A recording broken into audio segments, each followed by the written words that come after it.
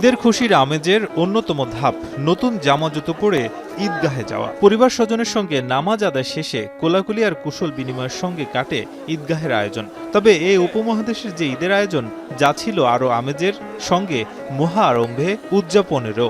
এবার সেই আমেজ ফিরিয়ে আনতে ঈদুল ফিতর ঘিরে নেওয়া হয়েছে বাড়তি পরিকল্পনা।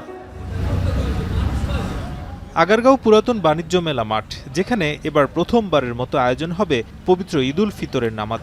এসব ঘিরে প্রস্তুতি চলছে জোরে সোরে। ইতোমধ্যে নামাজের স্থানে সামিয়ানা টানানো হয়েছে, বালু মাটিতে দেয়া হচ্ছে পানি, সমান করা হয়েছে মাটি, বসানো হচ্ছে ফ্যান ও লাইট। সামিয়ানার অংশের বাইরেও মুসল্লি বাড়লে যেন ঈদের নামাজ পড়তে পারে তার জন্য নেওয়া হচ্ছে ব্যবস্থা। সেটার সামনে আমরা খালি জায়গা রাখছি, যদি উপস্থিত আমরা যদি মুসল্লি বেড়ে যায় তাহলে আমরা নামাজের আলাদা যা যা ব্যবস্থাপনা করার দরকার সবই আমরা ব্যবস্থা করতেছি। শুধু নামাজই নয়, ঠিক তার পাশেই বসবে ঈদ মেলা। নামাজের পরপর মুসল্লিরা বের হবেন ঈদ মিছিলে। অতিথি আপ্যায়নে থাকবে মিষ্টিসহ নানা খাবারের আয়োজন। এমন আয়োজন কেবল মুঘল আমলে হতো। তেমন ঈদের ঐতিহ্যই ফিরিয়ে আনতে এমন উদ্যোগ বলে জানালেন ঢাকা উত্তর সিটির এই কর্মকর্তা। আনন্দ মিছিলে আমাদের ঘোড়া থাকবে, ঘোড়ার গাড়ি থাকবে, বাদ্যযন্ত্র থাকবে, হাতি থাকবে। যে কোনো মেলায় একটা দোকান দিতে গেলে যে পয়সা দিতে হয় সেটা এখানে দিতে হচ্ছে না। এবং অনেক বাচ্চারাও গার্জিয়ানদের সাথে আসতে পারে না সম্ভবত, তাদের জন্য 2 দিনব্যাপী মেলাটা শুধুমাত্র দিনের সময় থাকবে, সকাল 9টা থেকে বিকেল 5টা বা 6টা পর্যন্ত চলবে। উত্তর সিটি কর্পোরেশনের বাসিন্দাদের থেকে জাতীয় ঈদগাহ কিছুটা দূরে হওয়ায় অনেকেই নামাজ আদায় করতেন স্থানীয় মসজিদে। তবে এবার কাছাকাছি হওয়ায় ডিএনসিসির বাসিন্দারা খুশি। পড়ার আশা আছে, অনেক লোকজন হবে, মিছিল হবে। এবার ঈদটা আশা করি ঢাকাতে ভালো হবে আর কি। এটা আসলে অনেক আগেই প্রয়োজন ছিল, অনেক আগে থেকেই প্রয়োজন ছিল। এটা করাতে আমি মনে করি যে এখন আমাদের এদিকে যারা আমরা থাকি তাদের ক্ষেত্রে অনেক সুবিধাই হয়েছে। 1640 সালে সম্রাট শাহজাহানের পুত্র শাহ সুজার প্রধান আবুল ফজল তিনি ধানমন্ডিতে বড় একটি ঈদগাহ প্রতিষ্ঠা করেছিলেন এবং মুঘলদের মধ্যে ঈদ ঘিরে যেই উৎসাহ উদ্দীপনা সেটা স্পষ্টতই দেখা যায়। এবং তারা ঈদের পরপর যে শোভাযাত্রা বের করতেন তা পুরান ঢাকা ঘুরে একেবারে চকবাজারে যেই মেলাটি হতো সেখানে গিয়ে নানা উদ্দীপনার মধ্যে পালিত হতো।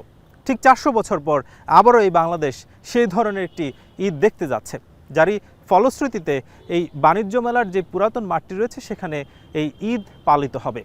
এবং কতটা অনড়ম্বর এবং উৎসাহ উদ্দীপনার মধ্য দিয়ে পালিত হয় সেটাই হয়তো বোঝা যাবে ঈদের দিন। অন্যদিকে জাতীয় ঈদগাহেও চলছে জোর প্রস্তুতি। এখানে প্রস্তুতির প্রায় 80% সম্পন্ন হয়েছে।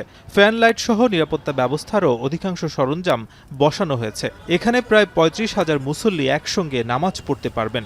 ঈদ জামায়াত নির্বিঘ্ন করতে প্রায় 20টি সংস্থা একসঙ্গে কাজ করছে। ফায়ার সার্ভিসের হেল্প নিয়ে যে কোথাও পানি লিক করে কিনা এটা একটু পরীক্ষা করে নিব। ফাইনাল একবার চেক করবো যে কোথায় কোথায় কি কি করা লাগবে, ইন অ্যাডিশনাল ওনাদের কোনো রিকোয়ারমেন্টস থাকে কিনা ভিভিআইপি নিয়ে, সেগুলো আমরা দেখব। ঈদের দিনের আবহাওয়া থাকবে রৌদ্রোজ্জ্বল। তবে কাল বৈশাখীর এই সময়ে যে কোনো সময় বৃষ্টির সম্ভাবনা দেখছেন এই আবহাওয়াবিদ। ঈদের দিন বা ঈদের কাছাকাছি সময়ে বা ঈদের আগের দিন বা ঈদের দিন আমাদের সারা দেশে তাপপ্রবাহ না থাকলেও ঢাকা ডিভিশন বা তার আশেপাশে কিছু এলাকায় তাপপ্রবাহ থাকার সম্ভাবনাটা আছে। আমি কিছুদিন বৃষ্টির সম্ভাবনা তেমন একটা নাই। তারপরে যেহেতু কাল বৈশাখীর সময় আমাদের এটা যখন তখন হতে পারে। প্রতিকূল আবহাওয়া হলে জাতীয় ঈদগাহের পরিবর্তে বায়তুল মুকাররমে হবে ঈদ জামায়াত। নাজমুস সাকিব, এখন Dhaka. Colour expert, George sap এবং মাইল্ড অন হ্যান্ডস টেকনোলজি সমৃদ্ধ অরিক্স ক্রিস্টাল ওয়াশ আপনার লন্ড্রি এক্সপার্ট।